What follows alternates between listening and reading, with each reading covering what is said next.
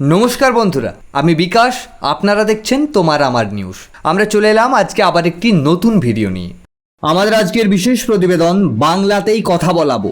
জয় মা কালী বলিয়েছি, 2026-এর পর বিজেপিকেও জয় বাংলা বলাবো। ধর্মতলার জনসমুদ্র থেকে এই চ্যালেঞ্জ ছুড়ে দিলেন অভিষেক বন্দ্যোপাধ্যায়।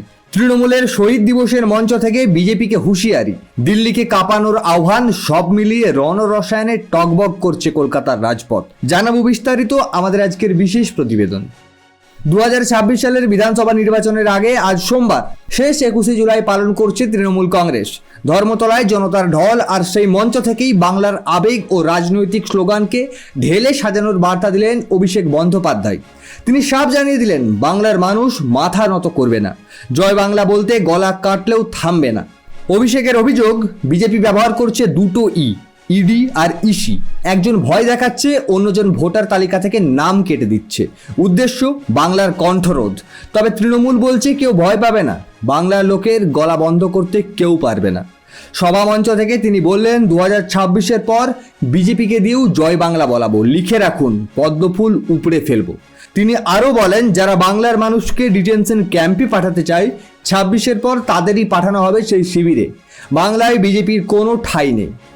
ধর্মতলায় পৌঁছেই অভিষেক শহীদ বেদিতে প্রণাম জানান, কর্মীদের উদ্দেশ্যে হাত নাড়েন, মঞ্চ থেকে সুর বেঁধে দেন 2026-এর লড়াইয়ের। মমতা বন্দ্যোপাধ্যায়ের ভাষণের আগেই তৃণমূল শিবির বুঝিয়ে দিল, এবার টার্গেট দিল্লি, আর লক্ষ্য বাংলার গর্ব রক্ষা। 21শে জুলাইয়ের মঞ্চ থেকে রাজনৈতিক বার্তা স্পষ্ট, এবার দিল্লি কাঁপানোর প্রস্তুতি নিচ্ছে তৃণমূল। কি বললেন মুখ্যমন্ত্রী মমতা বন্দ্যোপাধ্যায়, জানাবো পরের প্রতিবেদন। সম্পূর্ণ প্রতিবেদনটি নিয়ে আপনার কি মনে হয় কমেন্ট করে জানাতে ভুলবেন না। আমাদের আজকে দ্বিতীয় বিশেষ প্রতিবেদন, ঢাকায় স্কুলের উপর ভেঙে পড়ল বাংলাদেশের বায়ুসেনার বিমান। মৃত্যু একজনের, দগ্ধ হয়ে হাসপাতালে ভর্তি 20 জন। জানাবো বিস্তারিত আমাদের আজকের বিশেষ প্রতিবেদনে। এখনই যে খবর আসছে ঢাকার উত্তরা থেকে, তা গা শিউরে ওঠার মতো। বাংলাদেশের বায়ুসেনার একটি যুদ্ধ বিমান আজ দুপুরে ভেঙে পড়ে উত্তরার মাইলস্টোন স্কুল ও কলেজের উপর।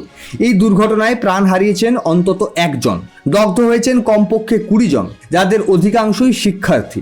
বাংলাদেশের স্থানীয় সময় দুপুর 1:06 উড়েছিল বায়ুসেনার একটি F-7 যুদ্ধ বিমান, যা মূলত প্রশিক্ষণের কাজে ব্যবহৃত হয়। উড়ার কিছুক্ষণের মধ্যেই এটি নিয়ন্ত্রণ হারিয়ে সরাসরি গিয়ে পড়ে উত্তরার মাইলস্টোন স্কুলের ক্যান্টিনের ছাদে।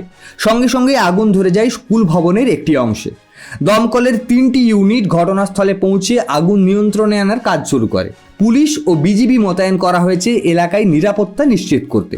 আহতের মধ্যে 4 জনকে হেলিকপ্টারে করে নিয়ে যাওয়া হয়েছে ঢাকার সামরিক হাসপাতালে। বিমানটি ক্যান্টিনের ছাদে পড়ে বিস্ফোরিত হয়, প্রচণ্ড আগুন ধরে যায়, দ্রুতই তা নিচের তলায় ছড়িয়ে পড়ে। এই ঘটনায় গোটা উত্তরা জুড়ে চাঞ্চল্য ছড়িয়েছে। স্কুলের বাইরে জড়ো হয়েছে উদ্বিগ্ন অভিভাবকরা।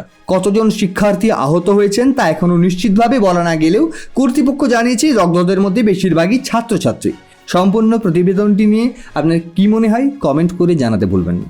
আমরা আগামীকাল আসছি আবার একটি নতুন ভিডিও নিয়ে। ততক্ষণ পর্যন্ত ভালো থাকুন, সুস্থ থাকুন।